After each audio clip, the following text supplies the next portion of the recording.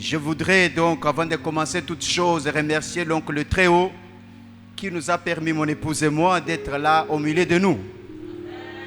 Et en deuxième position, j'aimerais donc remercier aussi le responsable de cette église qui m'ont permis donc de me tenir devant vous et de partager avec vous ce que le Seigneur a mis au fond de mon cœur. Et merci aussi à toute l'assemblée qui est là, venue, non pas pour écouter un homme, mais pour écouter Dieu. Que toute la gloire lui revienne à lui seul.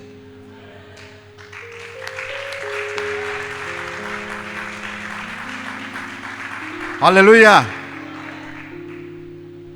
Comme un gentleman, je voudrais aussi profiter de cette occasion pour souhaiter une bonne fête à toutes les mamans. Amen. C'est vrai, là-bas d'où nous venons, c'est différent, ce n'est pas le même jour, parce que le mois qui commence là, je crois qu'on a déjà fêté la fête des mamans. Chez nous, on a déjà fêté, mais le mois qui commence là, c'est la fête, donc ça va être la fête donc de papa, si je ne me trompe pas. Donc, que chacun de nous ne soit pas jaloux ou jalouse, à chacun son tour. Amen. Comme disait le bien-aimé un jour, lorsque vous allez donc retirer l'argent donc au distributeur, donc tu ne seras pas jaloux de la personne qui est devant. Ton tour arrive et tu seras servi. Alléluia. Acclamons le Seigneur s'il vous plaît. Amen. Non, Dieu est bon. Dieu est très bon. Si tu n'as pas encore reçu Jésus comme ton Seigneur et Sauveur, donc ton Sauveur dans cette maison, levez ta main s'il vous plaît. Si tu n'as jamais invité Jésus d'entrer dans ta vie, d'être ton Seigneur et ton Sauveur, lève ta main s'il vous plaît. N'ayez pas peur. On va pas te mordre ici. On est entre nous. Parce qu'on aimerait prier avec toi. Parce que les choses de Dieu, pour que tu les comprennes, il faut naître de nouveau. Et on va prier pour toi. Alléluia. Oui.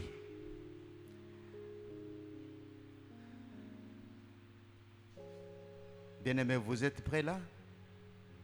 Hein? Vous êtes prêts là? Dans le ciel, sur la terre, nul n'est comme toi. Je me prosterne devant toi. Exauce ma prière. Prends pitié de moi.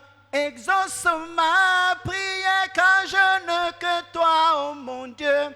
Exauce ma prière. Je crie à toi jour et nuit. Exauce ma prière.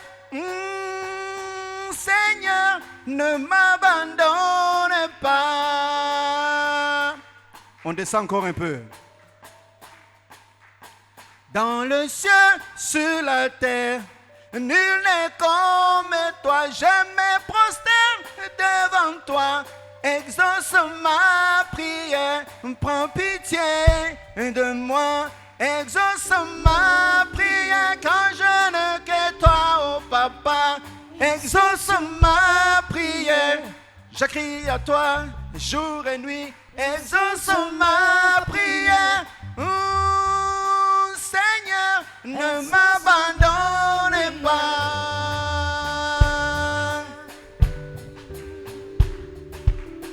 Il n'y a que toi, Jésus. Il n'y a que toi, Jésus. Il n'y a que toi, Jésus. Il n'y a que toi, Jésus. Il n'y a que toi, Jésus. Il n'y a que toi, Jésus. Oh, il n'y a que toi, Jésus. Il n'y a que toi, Jésus. Il n'y a que toi, Jésus. Il n'y a que toi, Jésus. Qui peut donner la solution? Il n'y a que toi, Jésus. Au problème de mariage. Il n'y a que toi, Jésus. Au problème de santé. Il n'y a que toi, Jésus. Oh, il n'y a que toi. Il n'y a que toi. Il n'y a que toi, Jésus. Moi, je n'ai que toi dans ma vie. Il n'y a que toi, besoins. Il n'y a que toi, Jésus. Le repos de mon âme. Il n'y a que toi, Jésus. Il n'y a que toi, Jésus. Il n'y a que toi, Jésus. Il n'y a que toi, Il Jésus. n'y a que toi, Jésus. Ah, au problème de santé. Il n'y a que toi, Jésus. Ah, au problème de Il mariage. n'y a que toi, Jésus. Ah, au problème de séjour. Il n'y a que toi, Jésus. Oh, il n'y a que toi, il n'y a que toi. Il n'y a que toi, Jésus. Oh, il n'y a que toi, il n'y a que toi. Il n'y a que toi, Jésus. Moi, je n'ai que toi dans ma vie. Il n'y a que toi, Jésus. Tu combles tous mes besoins. Il n'y a que toi, Jésus. Il n'y a que toi, Jésus. Il n'y a que toi, Jésus. Acclamons le Seigneur, s'il vous plaît. Il n'y a que lui. Il n'y a que lui. Alléluia. Au ciel, sur la terre, il n'y a que lui. Amen. Bien-aimés, merci beaucoup. Nous avons écouté les bien-aimés lorsqu'ils sont passés ici le dimanche passé, et le vendredi, donc pendant la nuit. Tout ce qu'ils ont partagé avec nous, ça a été wonderful. C'était des choses, et je me suis dit, bon, qu'est-ce qui se passe là? On a le même esprit. Amen. J'aimerais donc juste ajouter un petit peu quelque chose qui nous concerne nous tous parce que nous sommes enfants de Dieu. Amen. Vous savez, lorsque vous avez un enfant qui a quelques mois et qui commence déjà, avant une année, l'enfant commence à parler, ça fait un peu bizarre. Mais on se réjouit quand même. Un enfant qui n'a pas encore une année, qui commence à courir, ça fait un peu bizarre, mais on est content. Mais lorsqu'on a un enfant qui a une année, ne sait pas encore s'asseoir, 2 ans. Lorsque vous avez un enfant qui a 5 ans, qui ne sait pas s'asseoir, un enfant qui a 10 ans, mais qui porte encore ses couches, il y a un problème. Vous êtes d'accord avec moi? Mais lorsque nous, en tant qu'enfants de Dieu, nous sommes dans le Seigneur, ça fait pas 5 ans, ça fait des années, plus de 5 ans, plus de 10 ans, nous sommes dans le Seigneur. Mais nous portons encore des couches. Est-ce que vous croyez que votre Père, notre Père, peut rester indifférent? Je ne crois pas. Il y a un souci. Dieu se fait des soucis pour tout un chacun de nous. Lorsque tu as un enfant qui a 5 ans, qui a 10 ans, mais qui ne sait pas se changer ou aller faire ses besoins, donc là où on fait les besoins, mais tu es, toi, en tant que père, mère, obligé de le changer, il y a un problème. Lorsque des chrétiens viennent dans une église, c'est pour cela que j'ai posé la question, qui n'est pas encore né de nouveau? Tu viens à l'église, 2 jours après, on ne te voit plus. 3 mois après, donc en tout cas, je ne viens pas dans cette église-là parce que il y a un souci. Alléluia. Suivez-moi bien. Le souci est que dans nos églises, maintenant, nous trouvons de gens ou de frères et sœurs qui n'arrivent pas à faire plaisir à leur papa.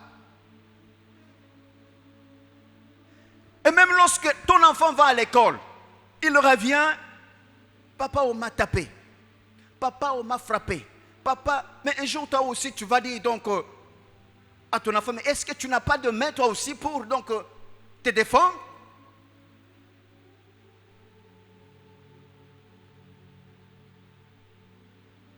Bon, entre parenthèses, hein, c'est pas... Vous comprenez un peu? Mais lorsque toi, tu entends que bon, ton enfant avait frappé l'enfant là qui l'avait tapé, tu dis, mais non, on ne fait pas ça. Hein? On ne fait pas ça. Mais au fond de toi, tu dis, et le petit ici, il me ressemble un peu. Au fond de ton cœur, tu n'encourages pas, mais quelque part là, tu es content. Parce que ton enfant sait vraiment se défendre. Mais si l'enfant, à l'âge de 15 ans, il vient pleurnicher donc devant toi, auprès de toi, papa, on m'a frappé. Tu as 20 ans, donc tu viens, tu pleures, papa, on m'a frappé. Tu as 20 ans.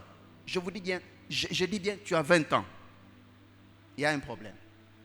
Alléluia.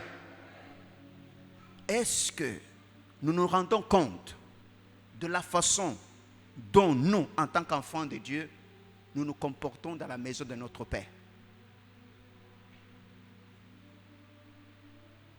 Qui a reçu le Seigneur, ça fait un mois ici? Levez la main.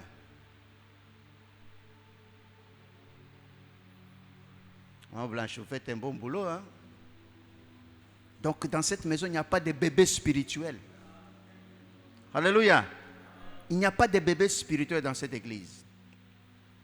Mais d'après les Écritures, nous allons tous examiner ensemble que chacun lui-même se repositionne. Ton attitude, ta façon donc de faire les choses, ta façon de gérer les choses, ta façon de réagir devant les choses, va démontrer quelle place tu as dans la maison de ton Père. Alléluia. Vous savez, Jésus a dit dans Matthieu chapitre 16, versets 17 à 18, voici les signes ou les miracles qui accompagneront. Non, dans ma Bible ici c'est écrit, voici les miracles qui accompagneront les serviteurs de Dieu qui vont prier pour les autres. Ils vont chasser les démons, parleront en langue, ils vont saisir donc des serpents. S'ils boivent quelques breuvages mortels, rien ne pourra donc le nuire. Ils imposeront leurs mains aux malades et les malades seront guéris. Ça, c'est réservé dans ma Bible. Hein, c'est réservé, on dit bien, voici les miracles qui accompagneront les hommes de Dieu. C'est écrit là. Non. Attends. On a la même Bible là. Vous êtes sûr? Donc c'est Marc chapitre 16, non? Dans votre version là, on dit comment? Frère, on dit comment dans votre version là? Marc 16, donc le dernier chapitre.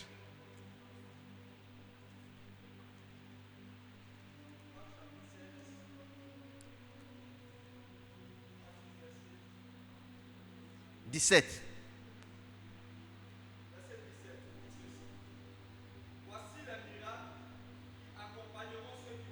Attends. Ils ont dit quoi? Voici les miracles qui accompagneront ceux qui auront cru. Pardon, donnez-lui le micro. Il doit bien parler là parce que c'est pas... Donnez-lui le micro. C'est ici. Répète encore bien. Voici les miracles qui accompagneront ceux qui auront cru. Arrête un peu par là. Qui n'a pas encore cru dans cette église? En Jésus-Christ. Lève ta main parce que c'est sérieux. Aujourd'hui, on ne va pas commencer à sauter ici. Alléluia, non. On va aller petit à petit. Qui n'a pas encore cru en Jésus-Christ? qui n'a pas encore donné sa vie à Jésus ici? Parce que la Bible dit clairement, voici les miracles ou les signes qui accompagneront ceux qui auront cru. Cru en qui? En quoi? Est-ce qu'on est ensemble? Aidez-moi s'il vous plaît. Cru en qui? Au pasteur? À l'église Mesa? Non. Mais qui? Donc, nous tous ici, nous avons reçu Jésus comme Seigneur et Sauveur, non? Amen. Nous tous ici, nous avons cru à Jésus, non? Amen. Et la Bible dit quoi, mon frère? Continue. Il dit par la suite, en mon nom, ils chasseront les démons. Amen. Amen. À mon nom, ils feront quoi? Ils chasseront les démons. À mon nom, ils chasseront les démons. On n'a pas dit. J'avais encore beaucoup aimé les serviteurs qui disaient ici, donc chacun est lui-même son prophète. Vous comprenez un peu? Amen. Chacun doit prendre ses responsabilités. Donc, au nom de Mesa, ils chasseront les démons, n'est-ce pas? Non. Au nom des pasteurs, ils chasseront les démons, n'est-ce pas? Non. Au nom de qui? Jésus. Est-ce que tu as Jésus dans ta vie? Amen. Si tu as Jésus dans ta vie, pourquoi un apprenti sorcier du quartier, un sorcier du village te fait peur? Moi, je ne peux pas aller au village. Oh, aller au village, oh, pardon, il y a des sorciers. Mais vous savez que les sorciers là, même ici au village là, ils peuvent venir donc te pincer les nez donc pendant que tu dormes chez toi là. N'est-ce pas? Le sorcier là, même si ta porte est fermée là, il peut entrer, n'est-ce pas? Mais pourquoi tu as peur de lui? Celui qui est en toi, il est plus fort que qui? Bien aimé, donc la Bible est claire. Mon frère, continue. En mon nom, ils chasseront les démons. Ils parleront de nouvelles langues. Ils saisiront des serpents. S'ils boivent quelques breuvages mortels, il ne leur fera point de mal. Ils imposeront les mains aux malades et les malades seront guéris. Amen. Amen. Alléluia. Ça, ce sont les signes pour tout un chacun de nous ici qui a reçu Jésus. Ton enfant est malade, tu fais quoi? Ton enfant est malade, tu fais quoi? Non, tu cours. Tu vas voir le diacre. Tu cours, tu vas voir le pasteur. Mais la Bible est claire ici. Ils imposeront les mains. Et les malades, donc en tout cas, ils vont... C'est pas moi qui l'ai dit, hein, c'est dans la Bible. Alléluia. Pourquoi? Si nous n'avons pas encore compris ce genre de choses, bien aimés, quelque part là, nous attristons Dieu. Nous attristons le Saint-Esprit. Et Jésus, dans tout cela, l'œuvre qu'il a accomplie à la croix pour nous n'a pas d'importance. Et si nous continuons sur cette voie-là, nous finirons par faire quoi? Blasphémer. Et lorsqu'on parle de blasphème, ça commence toujours petit à petit. Alléluia. Donc, le processus ou le process qui conduit au blasphème contre le Saint-Esprit, ça commence tout d'abord par attrister le Saint-Esprit. Lorsqu'on attriste le Saint-Esprit, nous finissons par, donc en tout cas, le résister. Et lorsqu'on a résisté au Saint-Esprit, cela nous conduit à l'extinction du feu du Saint-Esprit. Et lorsqu'on arrive à éteindre le feu du Saint-Esprit, cela nous amène où? À l'endurcissement. Et lorsqu'on atteint ce niveau-là d'endurcissement, bien aimé, on arrive à un niveau où on ne sait plus maintenant faire la différence entre ce qui est bien et ce qui est mal. Ça commence toujours petit à petit. Hein? C'est la même chose avec le péché. La Bible nous dit que c'est comme une grossesse, quoi. La femme ne tombe pas enceinte donc le même jour. Il y a les étapes. C'est la même chose lorsque nous arrivons à blasphémer le Saint-Esprit. Bien aimé, ça commence petit à petit. Toi qui m'écoutes là, qui me regardes là, tu as pris la fille d'autrui là, tu l'as amenée à la maison, tu n'as pas doté, tu as fait d'elle maman. Répands-toi.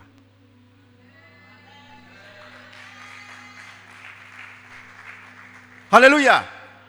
Bien-aimé, ça va t'amener à l'endurcissement, c'est-à-dire que les choses qui sont mal, tu considères ça donc comme étant normal. Donc tu vis dans le péché. C'est l'endurcissement.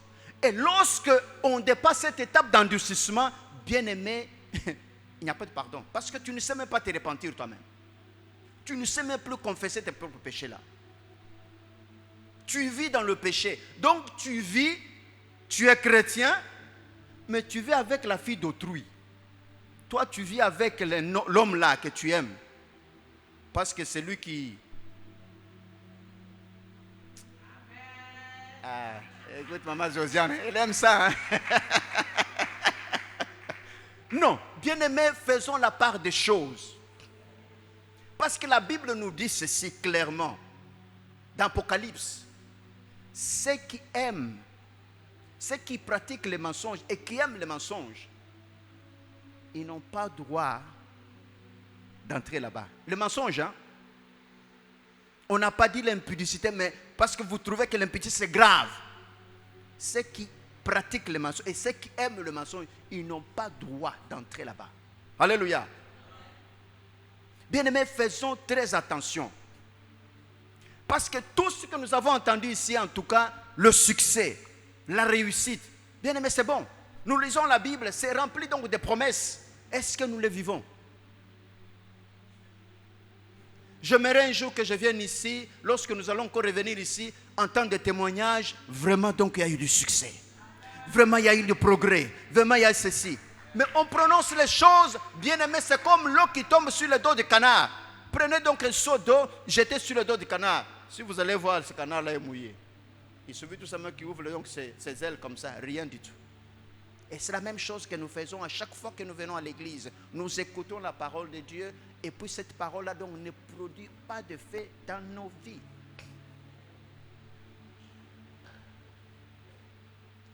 Josué chapitre 1 verset 8, la Bible nous dit quoi? Que ce livre de la loi ne s'éloigne point. On a parlé de ça donc la nuit. Médite-les jour et nuit. Méditer c'est quoi? Méditer c'est quoi?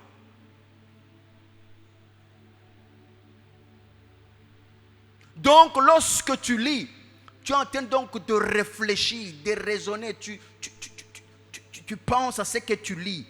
Qu'est-ce que Dieu veut me dire par là? Est-ce que Dieu m'interpelle? Qu'est-ce que Dieu attend de moi? Il y a une promesse pour moi. Il y a une interpellation pour moi. Tu médites la parole de Dieu.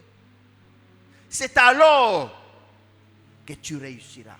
C'est alors que tu auras... Il n'y a pas de formule magique. Il n'y a pas donc abracadabra, tout ça. Non, il n'y en a pas. Ça n'existe pas. Alléluia.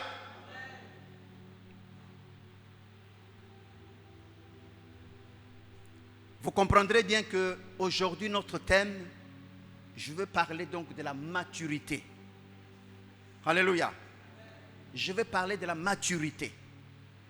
C'est pour cela donc, avant donc d'atteindre là, j'aurais voulu un peu ouvrir une page pour essayer donc de voir qui sont ceux-là qui peuvent bénéficier de certaines choses que Dieu a prévues pour eux. Si et seulement si ceux-là qui sont matures. Alléluia. Mais nous devons comprendre une chose, deux choses. Dans le Seigneur, il y a des choses importantes que nous devons connaître. Nous avons nos droits Et de deux, nous avons nos devoirs. Le chrétien que nous sommes, nous connaissons très bien nos droits. Dieu, tu as dit. Dieu, tu as dit. Ta parole dit ceci. Nous déclarons, nous proclamons, nous décrétons, nous chasserons les démons. Mais oui, c'est bien de chasser les démons. Mais ce que Dieu attend de toi, tes devoirs, est-ce que tu le fais? Ce que Dieu te demande de faire, est-ce que tu le fais? Mais toi, tu obliges Dieu à faire des choses pour toi.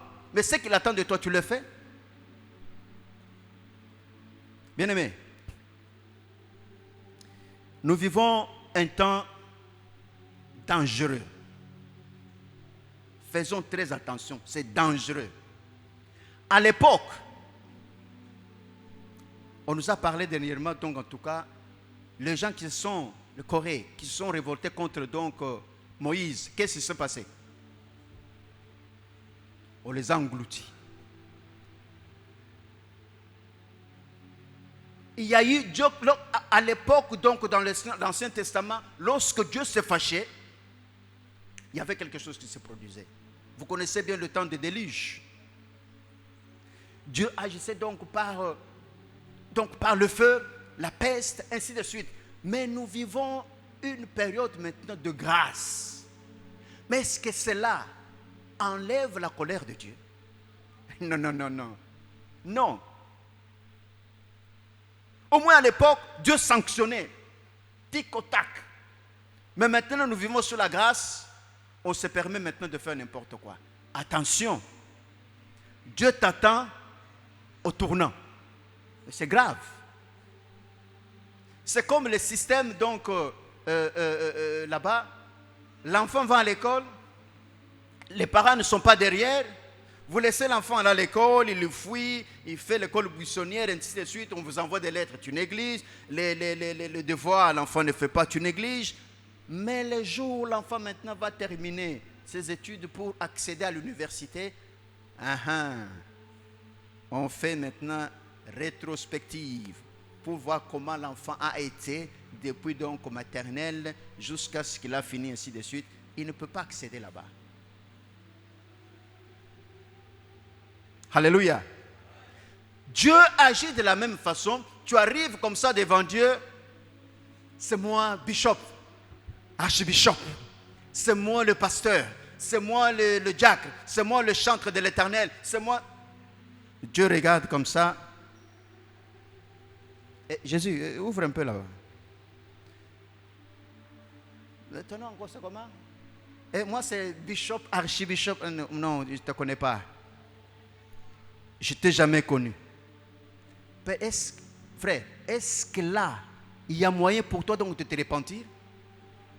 Le temps est pour nous maintenant de nous repentir. C'est le moment de nous repentir.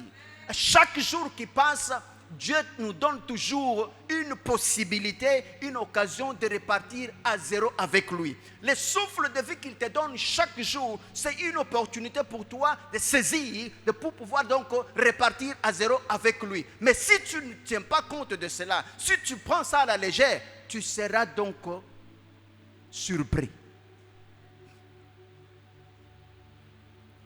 Moi, j'ai des églises partout.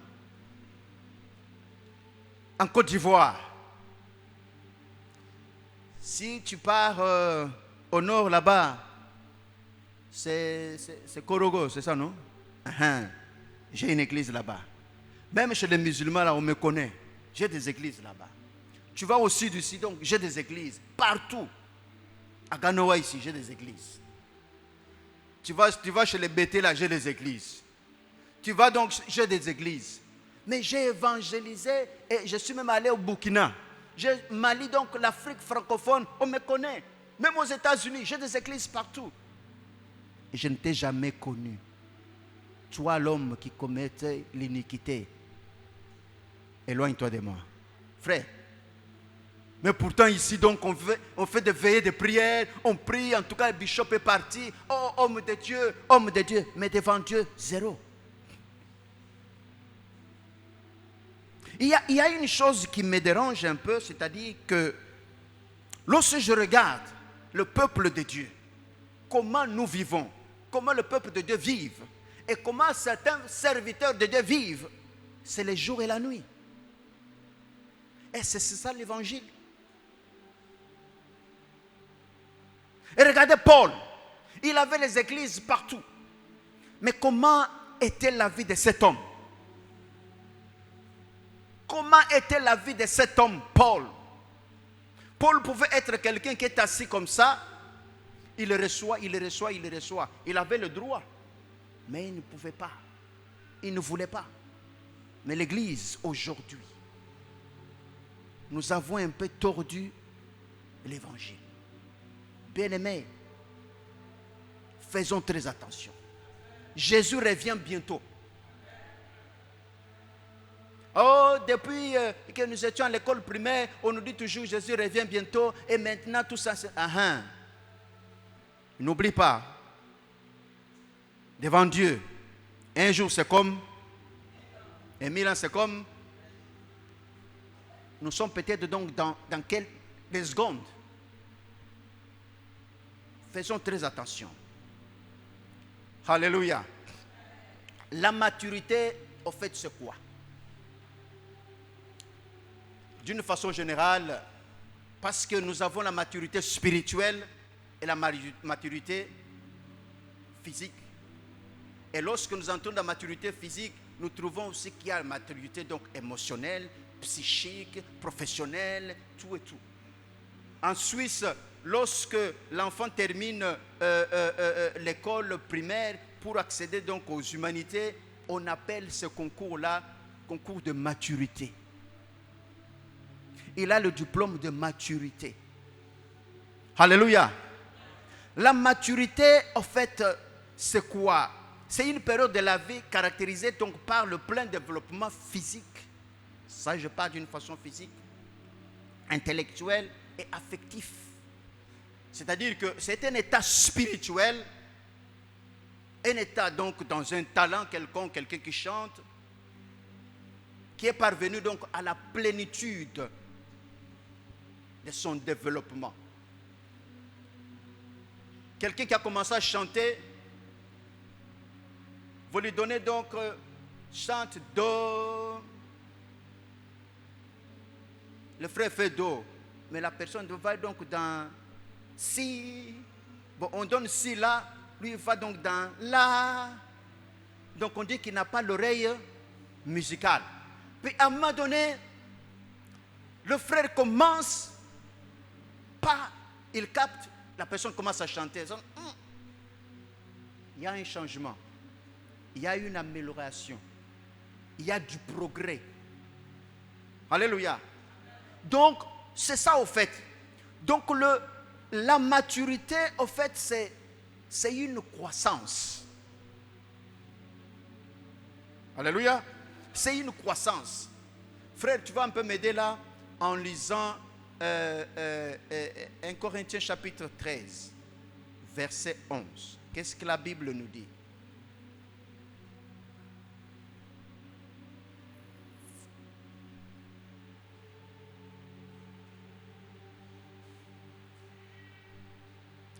« 1 Corinthiens 13, chapitre 11 et verset 11 plutôt. »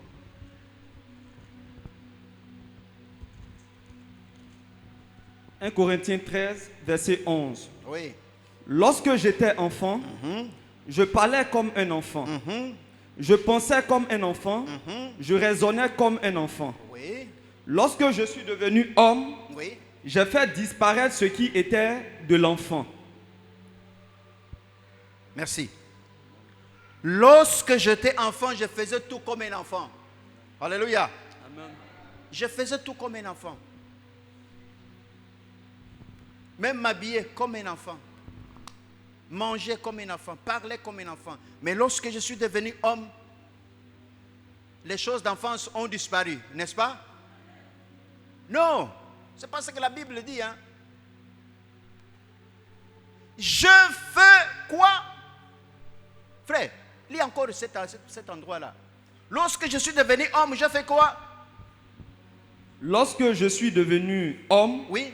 j'ai fait disparaître ce Merci. qui était de l'enfant. Merci beaucoup.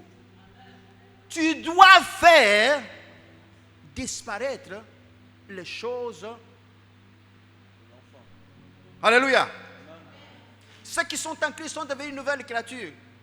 Les choses anciennes sont passées, voici toutes choses sont devenues nouvelles. Frère, tu crois que ça va devenir nouvelle comme ça? Non. Tu étais habitué à aller faire les shows avec les copains, avec les copines. Donc quand toi tu sors là pour aller faire le shopping là, la nourriture là c'est petit comme ça.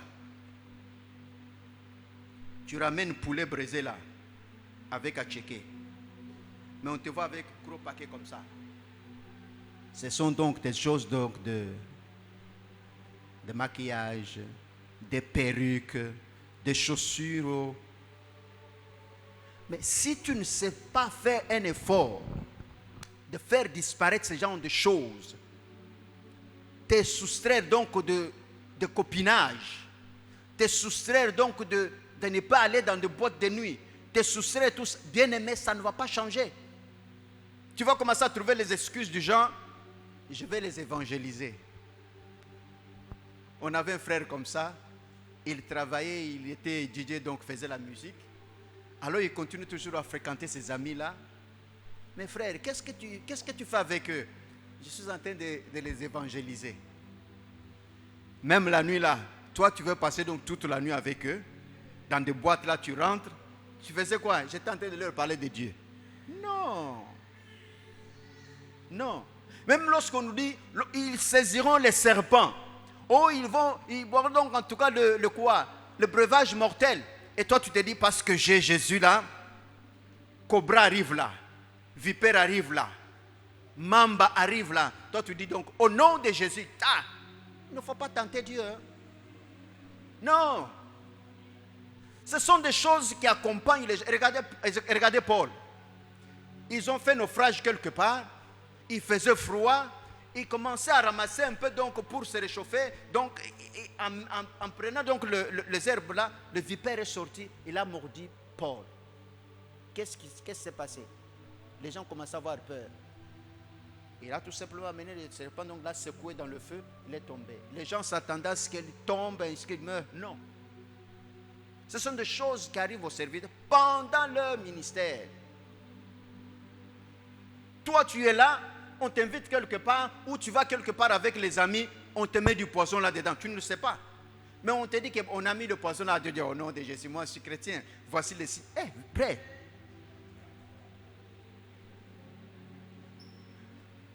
Je lisais un livre donc de Billy Graham. Il était parti évangéliser quelque part. Donc le premier jour quand il a évangélisé, il y a eu beaucoup de manifestations. Les gens étaient guéris. Donc, alors les jours suivants, c'était pour 3 jours. Le 3e jour, il y a eu pluie avant. Il y avait l'inondation. Alors les gens qui étaient dans d'autres villes ne pouvaient pas donc accéder parce que il y avait des rivières qui traversaient, mais c'était inondé. Il y avait 3 jeunes filles. Ils se disaient non. On a vu des choses merveilleuses le premier jour, le 2e jour, c'est le 3e jour, le dernier jour. On ne peut pas rater ce genre de choses. On doit y aller. Alors, l'eau coulait là-bas. Les gens ne passaient pas. Ils se sont dit en tout cas, nous allons prier. Dieu, parce que c'est la bonne cause, c'est pour une bonne cause. Nous allons partir, on ne peut pas rater ça.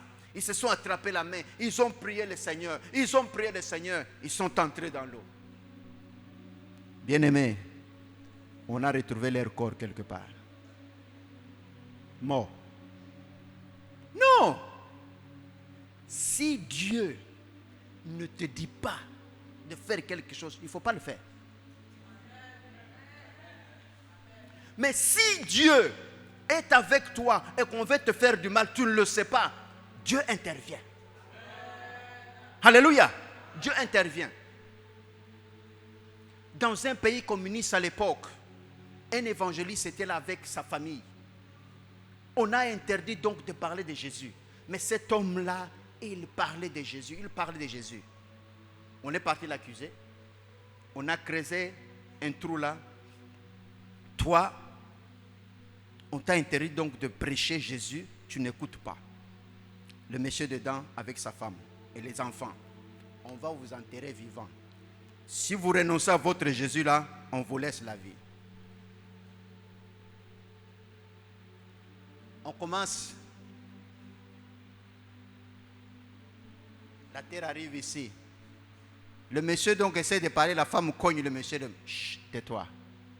Ils étaient en train de louer le Seigneur. Louer le Seigneur. La terre arrive ici. La terre a déjà caché, découvert les enfants. Monsieur, madame, le village était là. On les a tous enterrés vivants. Bien-aimés, on les a enterrés vivants. Les gens ont chanté, ils ont sauté de joie.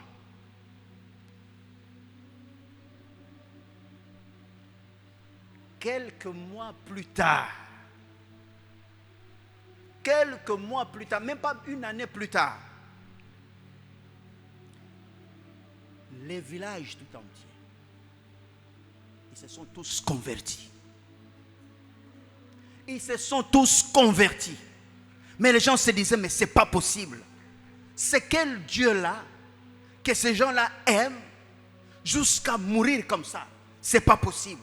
Les gens sortaient de moi je n'ai pas dormi. Ceux-là sortent, moi je n'ai pas dormi.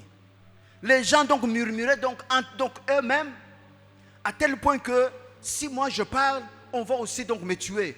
Donc la personne souffrait.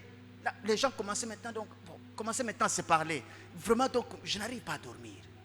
Donc cette histoire qui s'est passée là, je n'arrive pas. Et moi aussi.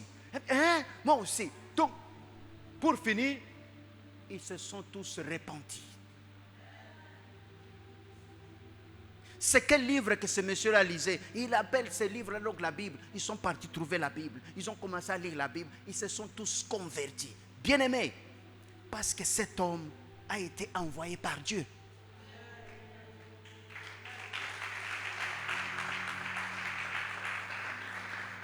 Ne t'envoie pas toi seul. Autoproclamation. Alléluia. Entre parenthèses, est-ce que vous savez pourquoi nous prions? Et la prière d'ailleurs, d'abord, c'est quoi? Oh, si nous communiquons avec Dieu, c'est bien. Mais une autre façon simple. La prière, c'est quoi?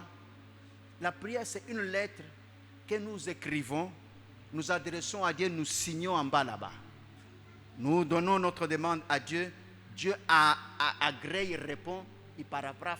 Je te dis, bon, voilà, je te donne ce que tu m'as demandé. Pourquoi? Monsieur Adam et Madame Ève, dans le jardin d'Éden, Dieu venait visiter ces gens-là chaque jour. Dieu quittait le ciel et venait causer avec eux. N'est-ce pas? C'est ce qui est dans la Bible, non? Jusqu'au jour où monsieur était mal à l'aise parce que Dieu avait tout créé pour lui. Il a mené tous les animaux que vous pouvez imaginer. L'homme a commencé à nommer, à donner un nom à chaque animal. Vous le savez. Mais la Bible dit qu'il n'était pas heureux, il n'était pas content. C'est comme ça que Dieu a décidé de fabriquer ou de créer la femme. Alléluia. Et regarde donc, il savait déjà que Monsieur Salami Rachid allait être malheureux. Il fallait maintenant que Josiane soit là. Il a fait dormir le monsieur. Il prend son côté là. Il n'a pas pris donc l'os donc du pied ni de la tête, mais là, au milieu, c'est significatif. La femme est arrivée.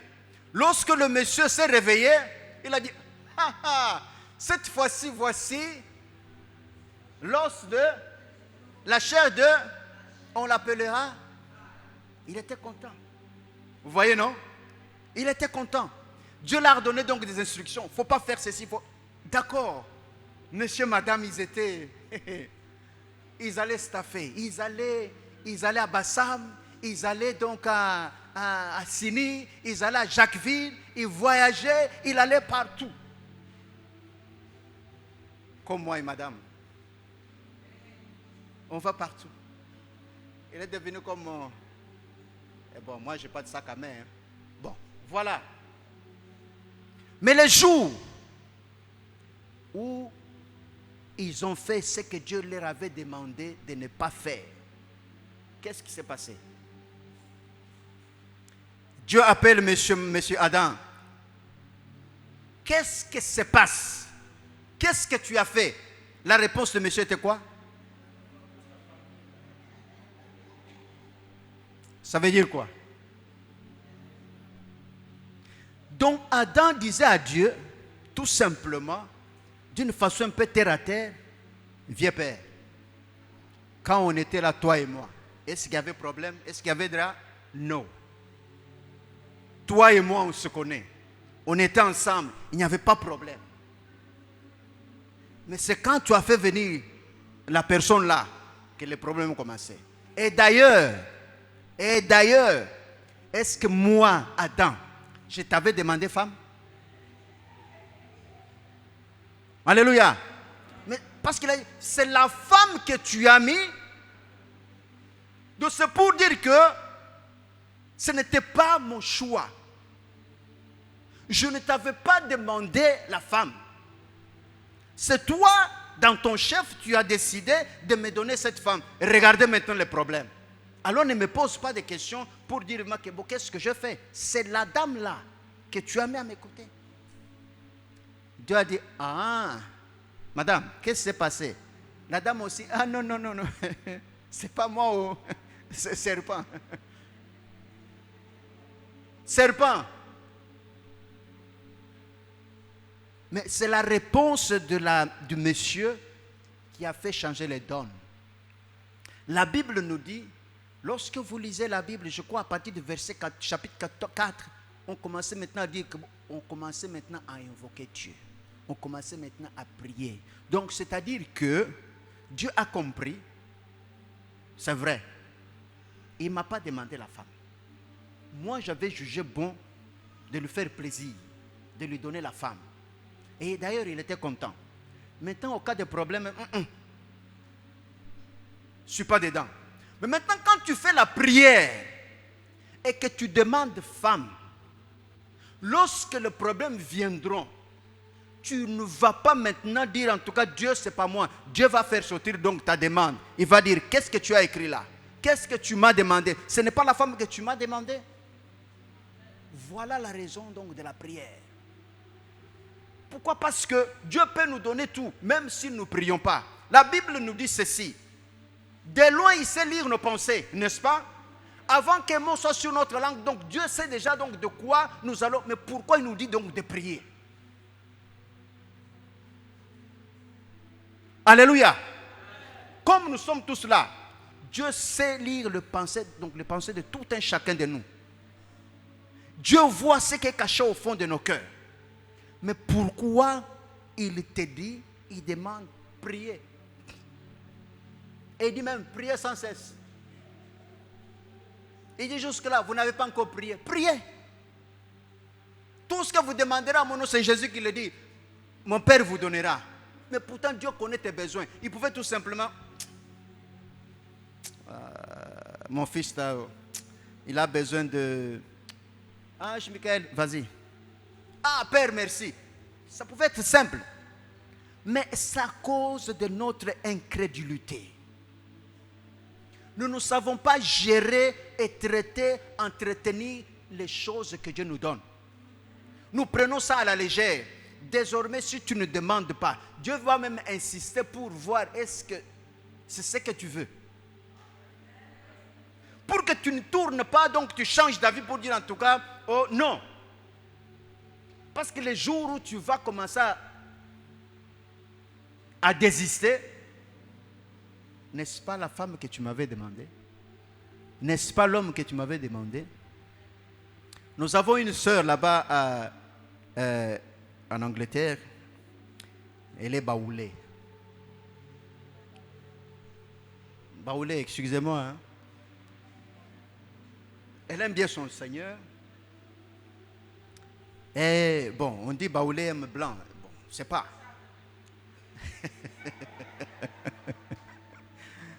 Et curieusement, la sœur là, elle est mariée donc à un blanc. Elle me dit un jour, papa, est-ce que tu mérites donc aller voir le match de football de Manchester City? J'ai dit, non, moi avec City, en tout cas, j'ai trouvé une excuse là, c'était pas chaud. Bon, on continuait un jour là. Tu sais, mais je t'ai pas vu le dimanche passé là-bas, j'étais parti à Manchester. J'ai dit, mais qu'est-ce que toi tu vas faire à Manchester là-bas? Mais tu ne connais pas. Moi, avec Yaya Touré, on a grandi ensemble. Donc Yaya Touré me donne donc les billets donc, de tickets de match. Donc, comme mon épouse n'aime pas le football, c'est pour cela que je t'avais dit, mais il fallait m'aider. Vous comprenez? Mais les baoulés avec des blancs. Est-ce que j'ai menti? Elle a épousé un blanc. Oh, c'est l'homme que j'avais demandé à Dieu qu'il soit costaud, qu'il soit musclé, qu'il soit blanc, ainsi de suite. Mais à l'ère actuelle, où nous sommes en train de parler avec vous là, le blanc là, elle est devenue comme quelqu'un d'autre. Elle déteste le monsieur, mais d'une façon pas possible. Elle dit, ma chérie, ce n'est pas l'homme que tu avais demandé à Dieu. Ce n'est pas toi qui nous disais ici, Dieu m'a donné donc l'homme selon mon cœur. Mais ton cœur a changé. Mais elle est dedans. Elle fait ça. Ils ont un fils. Il y a quelques années, ils étaient même venus ici, à Abidjan, pour voir la famille. Et vous voyez, les baoulés avec les blancs, c'est une histoire, une longue histoire. Toute la famille était... Vous comprenez un peu? Mais je vous assure, aujourd'hui là, ça ne va plus. Ça ne va plus. Tu vas aller où? Dieu va te dire, Dieu lui dit en tout cas, mais quitte le monsieur, je ne peux pas. Je ne peux pas.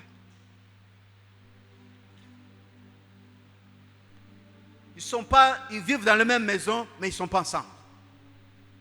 Est-ce que vous pouvez vous imaginer? Bien-aimé, cela implique la maturité.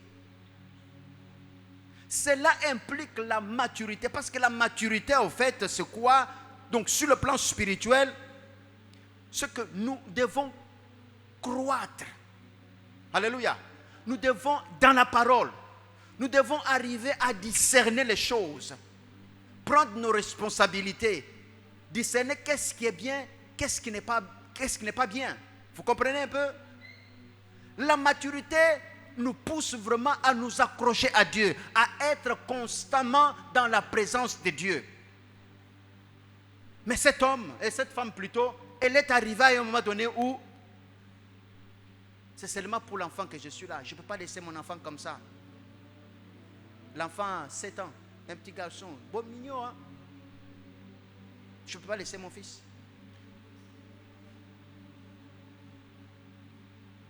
Manque de maturité. Alléluia. La maturité se manifeste comment dans la vie d'un chrétien? Avoir la maturité, c'est avoir donc la maturité, vous voyez, se voir, juger et puis agir.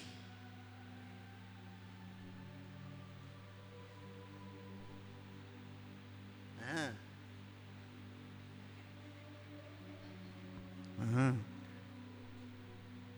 Pasteur, merci. Alléluia. Voir, juger et agir. Ces 3 choses, c'est valable dans tous les domaines de nos vies. Nous qui avons fait, donc, on a fait, je me retrouve là en train donc de travailler dans le milieu hospitalier, mon épouse et moi, en soignant les malades, en s'occupant des malades. Mais à l'école, on a appris des choses, business management. Lorsque vous lancez un produit, au niveau du marketing, il y a la naissance, il y a aussi 3 choses. Il y a la naissance, il y a l'apogée, il y a les cadences. Ah, tu connais, hein? Alléluia. Donc, lorsque vous lancez un produit, il y a ce qu'il faut pour que le produit arrive à décoller. Et lorsque ce produit a décollé, pour maintenir maintenant qu'il a atteint donc l'apogée, le niveau, donc le sommet, il faut maintenant faire en sorte que vous restez donc là-bas au top. Regardez les Coca-Cola. Nous, on est nés, on a trouvé Coca-Cola, mais ils sont toujours là. Ils sont toujours là. Parce que le système de management est vraiment au top. Lorsqu'on a commencé avec le téléphone, le mobile téléphone, donc il y avait le téléphone qu'on appelait à l'époque Ericsson. Il est où maintenant? Panasonic, il est où maintenant? Sony, il est où maintenant? Motorola. C'était des gros téléphones comme ça. Hein? Motorola existe encore aujourd'hui, mais ce n'est pas au top. Il y avait aussi notre téléphone qu'on appelait BlackBerry. Pourquoi? Parce que lorsque vous avez commencé et vous arrivez à un moment donné, vous croisez vos bras. Donc, ça y est, on est dedans. Vous serez surpris. Maintenant, regardez ceux qui sont sur le marché. Bien-aimé, il faut se battre pour rester au top.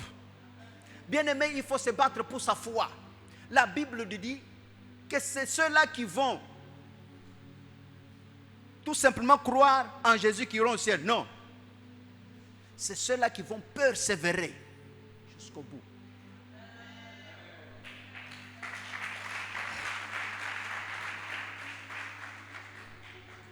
Alléluia. C'est la persévérance qui fait la différence. Donc moi, mon fils, se tenir à table quand il était petit, comment on tient fourchette et couteau? C'était tout un combat. Donc tu peux répéter la même chose, parler chaque jour quand on se met à table. C'est pas comme ça qu'on tient. Il faut faire ceci. Mais à force donc de continuer, à force de continuer, ça fait la différence. Alléluia. Prendre une décision, regardez d'abord, jugez bien et puis agissez. Il y a des sœurs, lorsque vous les croisez donc en tout cas pendant la semaine, tu peux te poser la question, est-ce que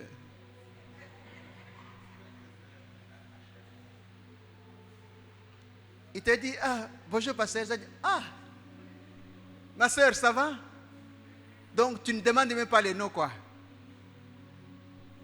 Dimanche, vous voyez à l'église, bonjour pasteur, les jours là, quand tu m'as vu là, j'allais vite rencontrer ma sœur parce que, ah, quel jour encore? C'était, ah bon, c'était, oui. Et puis tu acceptes tout simplement pour accepter, mais c'est 2 personnes tout à fait différentes. Il faut faire attention. Il faut doser. Il faut y aller mollo. Alléluia. On a un ami qui a épousé donc un blanc, a épousé une africaine avec de perruques, tout ça, mèche. Mais il ne savait pas que bon, c'était des perruques, quoi. Les jours où ils se sont mariés, la femme a enlevé perruque. La femme a mis quelque part là. Et puis, dormait la nuit. Le matin, il se réveille. Et regarde sa femme. Elle dit, toi, qu'est-ce que tu fais là dans mon lit? Où est ma femme? Où est ma femme? Elle dit, mais chérie, c'est moi. Non, sors de mon lit. Oh, mais chérie, c'est moi. La femme part vite là, prend donc le perruque qu'il met. Elle dit, ah, c'est toi. Bien-aimé, vous savez, lorsque nous venons dans la présence de Dieu, Dieu nous connaît. Il y a 3 personnes qu'on ne peut pas mentir. Tu ne peux pas te mentir toi-même. Tu connais qui tu es dans le Seigneur. Dieu aussi te connaît. Tu ne peux pas mentir Dieu. Et Satan te connaît. Il sait vraiment si tu es de Dieu ou tu ne l'es pas. Il y a le 3 là. Même si on t'acclame, tu sais vraiment que tu es un enfant de Dieu. Même si on ne t'acclame pas, toi-même tu sais que tu es un enfant de Dieu. Même si on ne t'acclame pas, Dieu va t'acclamer. Même si on ne t'acclame pas, Satan te regarde et dit attention. Mais toi là, pour qu'on te connaisse, il faut vraiment, c'est comme une tantine là, il est à Londres vraiment, avant de sortir, tu l'appelles là, hey, attends un peu. Donc, je n'ai jamais vu la tantine là sans maquillage. Tu vas à minuit, elle est avec maquillage. Elle sort de sa chambre, elle est avec maquillage. Donc je dis, mais elle est comment? Donc pour elle, c'est maquillage. Je me dis, les jours où je verrai donc cette tantine sans maquillage, mais ça va être la fin du monde. Mais bien aimé, devant Dieu, il n'y a pas de make-up. Tu peux maquiller tes parents là. Tu peux faire tout, chanter bien. Tu peux chanter, sautiller bien. Bien aimé, ça ne changera rien. Alléluia. Quand est-ce qu'une personne peut atteindre la maturité? La maturité donc se traduit par une capacité à prendre des décisions en considérant les conséquences et les besoins des autres. Alléluia. Parce que si toi tu agis sans tenir compte des autres, bien aimé, tu n'es pas mature. Alléluia. Tu n'es pas mature. La maturité spirituelle, comme je le disais, c'est un processus qui nous aide à bien réagir face aux situations difficiles, à prendre de bonnes décisions et qui nous permet de mieux connaître le Seigneur. Alléluia. Ne vous conformez pas au siècle présent, mais soyez transformés par le renouvellement donc pour arriver à faire quoi? Pour bien arriver à discerner qu'est-ce qui est bon, qu'est-ce qui est agréable, qu'est-ce qui est utile. Quelqu'un qui est immature ne peut pas. Alléluia. 1 Pierre chapitre 2, verset 2, la Bible nous dit quoi? Désirez comme des enfants nouveau-nés le lait spirituel pur, afin que par lui vous croissiez par le salut. Alléluia. On commence d'abord par prendre le lait, mais à un moment donné, le lait là n'est pas aussi donc... Il ne faut pas toujours continuer à prendre le lait. Vous comprenez? Parce que la Bible nous dit, aussi longtemps, Galates chapitre 4, verset 1, aussi longtemps qu'un héritier est enfant, je dis qu'il n'est pas différent de rien d'un esclave. Vous comprenez un peu? Maman, vous avez King. King arrive là. Papa, maman, j'ai vu notre maîtresse venir à l'école avec une belle voiture. Moi aussi, je vais avoir une voiture. Est-ce que vous allez donner la voiture à votre fils? Non, ce n'est pas possible. Mon fils, quand tu seras grand, je vais te donner la voiture. C'est comme ça. Frère, avant de terminer, lisons donc Hébreux chapitre 12. Et Hébreux 5 plutôt. À partir du verset 12. Qu'est-ce que la Bible nous dit?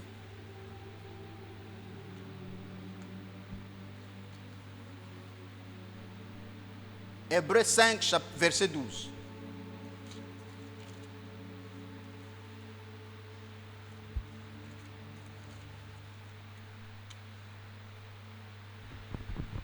Hébreux 5, verset 12 dit ceci. Oui. Vous, en effet, qui depuis longtemps devrez être des maîtres, vous avez encore besoin qu'on vous enseigne les premiers rudiments des oracles de Dieu. Vous en êtes venus à avoir besoin de lait et non d'une nourriture solide. Continuez. Or, quiconque en est au lait n'a pas l'expérience de la parole de justice, car il est un enfant. Mais la nourriture solide est pour les hommes faits, pour ceux dont le jugement est exercé par l'usage à discerner ce qui est bien de ce qui est mal.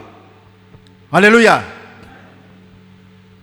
Nous naissons, nous devons croître, nous devons grandir. Bien-aimés, ne restons pas toujours des bébés. Ne restons pas toujours des gens, pasteurs, priez pour moi. Il y a des choses que Dieu nous donne même sans demander. Mais il y a certaines choses nous devons maintenant, nous lever maintenant, nous-mêmes entrer en possession. Alléluia. Ce sont les adultes, ce sont les gens matures, ce sont les gens qui peuvent donc acquérir ce genre de choses. La maturité selon le monde, quelqu'un qui est indépendant, qui sait faire les choses de lui-même. Mais la maturité selon Dieu, nous devons rester enfants devant la face du Seigneur. Parce que nous dépendons de lui. Dieu n'a pas besoin donc des adultes. Dieu a besoin des enfants. Parce qu'un enfant dépend de son père. L'enfant dépend de ses parents. Mais à un moment donné, on nous dit maintenant, mais ne restons pas au niveau de lait. Pour recevoir certaines choses de la part du Seigneur, nous devons grandir spirituellement. Pour recevoir toutes les bénédictions, donc jouir du succès, nous devons grandir spirituellement. Je quitte l'église parce qu'on m'a critiqué. Tu es un bébé spirituel. Le contraire même donc de la maturité, c'est quoi? C'est être enfantin, tout simplement. Alléluia. Grandissons dans la parole. Toute la plénitude de la divinité habite en toi. Est-ce que vous pouvez un peu imaginer ça? Toute la plénitude de la divinité habite en toi. Ce corps humain qui va pourrir, Dieu a fait de ton corps son temple, il habite en toi. Et la maladie est en toi. Bien-aimé, la santé c'est aussi quelque chose de très important. Dieu te donne la santé. Il ne faut pas traiter ton corps n'importe comment. Il ne faut pas boire n'importe quoi. Il ne faut pas manger n'importe quoi. Il ne faut pas faire n'importe quoi. Parce que ce corps est le temple de Dieu. Dieu a mis son esprit en lui.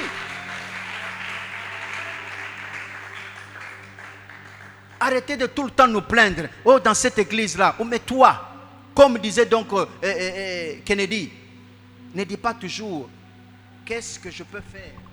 Qu'est-ce que mon pays peut faire pour moi? Mais par contre, qu'est-ce que toi tu peux faire pour ton pays? Il y a les gens qui viennent à l'église tout simplement pour chauffer des bancs, les chaises et puis rentrer à la maison. Mais qu'est-ce que tu fais pour Dieu? Dieu t'a sauvé, Dieu t'a appelé. Est-ce que tu dois déjà demander Dieu, que veux-tu que je fasse pour toi? Alléluia. Grandissons un peu. On n'a pas le temps.